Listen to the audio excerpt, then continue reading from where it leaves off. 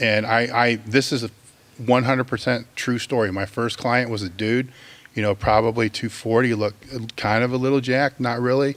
I just threw a fucking plate on each side. It's what we did. It's how I grew up.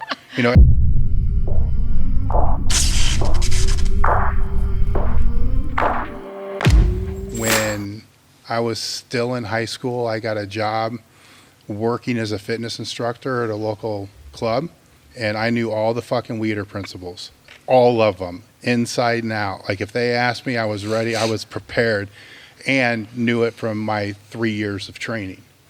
Thought I knew fucking everything there was about training. Did a couple meets, knew linear periodization.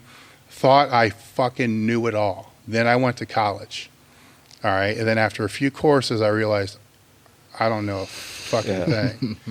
All right, then I ended up totaling my first elite, and was like, yeah, I fucking know what I'm doing, And then another in a different weight class, like I fucking know this.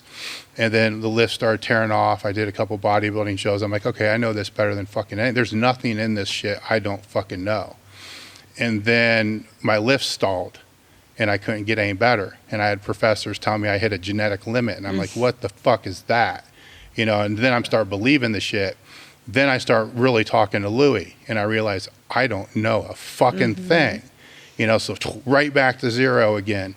And then after 5-6 years with Louie, I'm like, I fucking know everything there is to know about powerlifting. There's nobody out there except Louie that knows more about powerlifting than I do. Right? And then you fast forward, after meeting Buddy Morris, and after a few conversations with him, it's like, I don't know a fucking thing about training. I think that's the same in business too. Yeah. It's like, I know everything. And fuck, I don't know anything. Yeah. when you level up. Yeah. And it's like the older I get, the more I realize I don't fucking know anything. Right. I remember first seeing like max effort, dynamic effort, and repetition method, and thinking you had to choose one. I was like, "Fuck, what one would I do?" Max out every day. I was like, "Well, those guys are maxing out. Maybe I should just do the fast." Not understanding the whole, and really reading this stuff, right? And not linking that this was something in your program. I just thought, I probably should just do for taekwondo. I'll just do dynamic stuff. I'll just do that. With no idea. The best thing I think ever happened to me is I got thrust into having to train Gen Pop.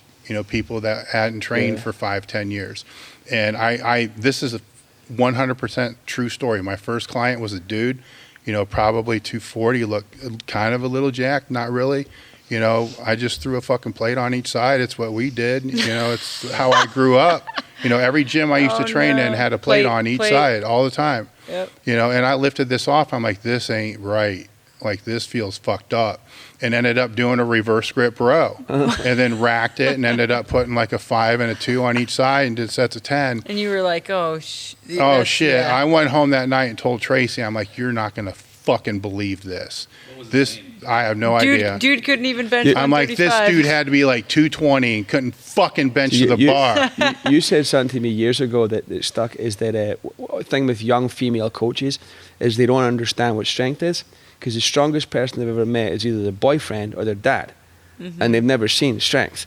But I can also flip it. There's some power lifters who come into general pop and don't understand what real strength and levels are. Right? You have a fucked up number in your head. It was fucked up. And I learned real quick, this is fucked up. That's when I started attending every fucking seminar I could. That was in... I was ACSM fitness instructor certified, which I don't know if still exists. NSCA, general fitness.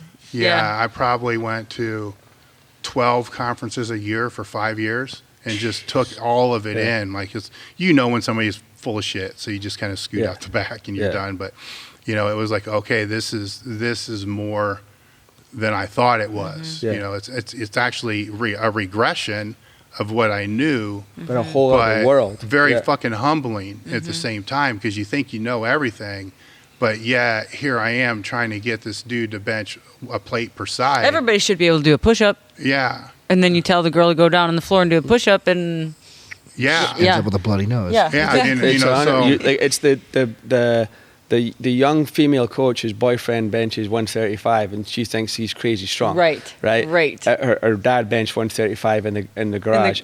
But there's also a power lifter coming in who'd never seen anybody who could have bench press 135. Nearly killed the guy. Yeah, I mean, I'm like, how do you program this? I'm like, what the fuck? You know, what do I do?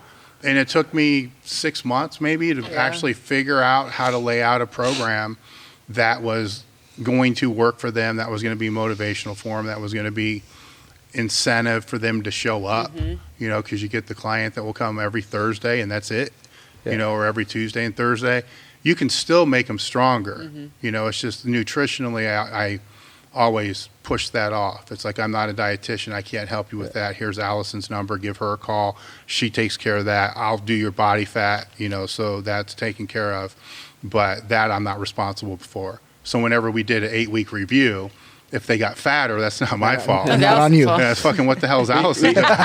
You know, We were talking about this. what I'm seeing is your push-ups are 200% better. I came from the mud. There's dirt on my hands. Strong like a tree. There's roots where I stand. Oh, I've been running from the law.